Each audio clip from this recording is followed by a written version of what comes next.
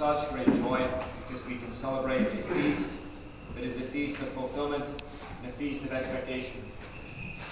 Today, the joy of Pascha is fulfilled because Christ is not only risen from the dead to some earthly life, but he ascends into paradise, which means he takes human nature, raises it again from the dead, and carries it to heaven.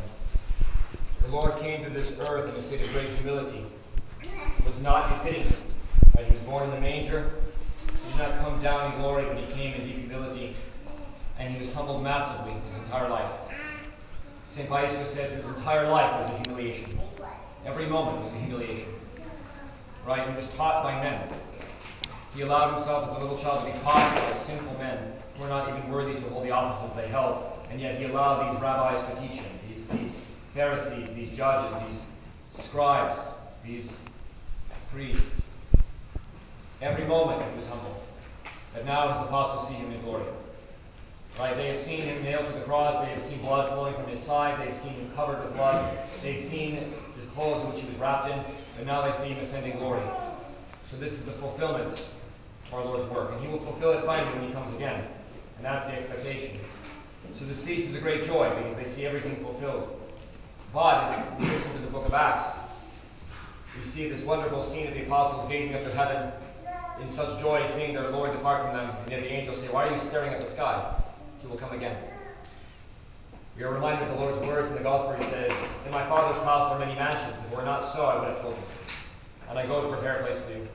And I will come again and receive you." So there's this expectation that he will come again. And when we read the Gospel of Luke, as the deacon read it today, we see that the apostles depart in tremendous joy. As if this cascade of grace comes down upon them. They see the Lord caught up to heaven, and they depart in this massive state of joy. And this is how we should be our whole life.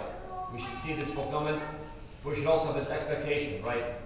Our whole life is spent either in these states of misery or these states of expectation, saying, I'm expecting something good, like I want Christmas to come, I want my birthday to come, I want something good to come. And we know that our life is so blessed when we're expecting something good.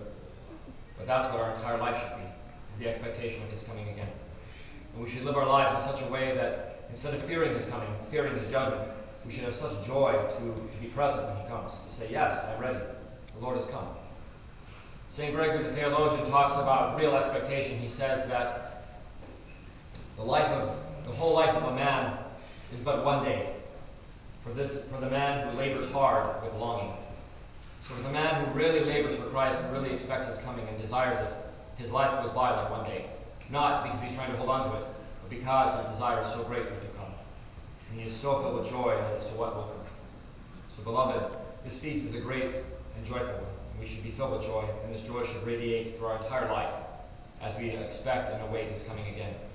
Amen.